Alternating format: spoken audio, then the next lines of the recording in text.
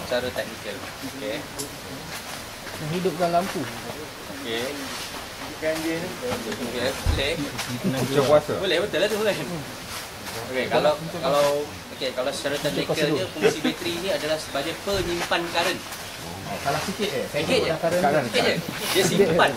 Baru nak sebut Dia tadi. simpan karen dan digunakan untuk menghidupkan kenderaan tu. Itu fungsi dia.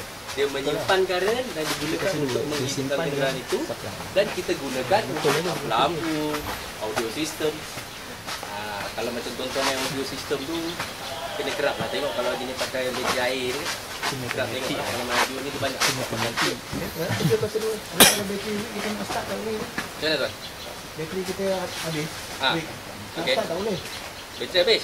So kat mana dia punya relation? Maksudnya macam mana tuan? Bateri kong lah.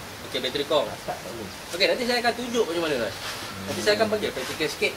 Sebab benda ni asal lah. Pokoknya kadang-kadang kita dia kata tak mesti dia point.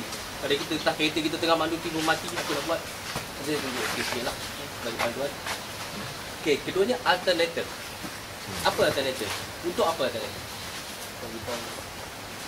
Apa guna alternator? Alternatif kuasa.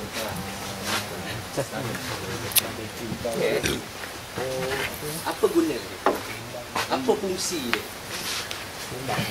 Beli tu dia pergi situ tu.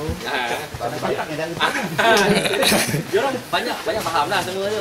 Baik faham dah, mungkin dah boleh bayang dah apa fungsi dia. Kena minum dia tu kan. Minum dulu. Boleh minum sambil santai. Bang rancang situ.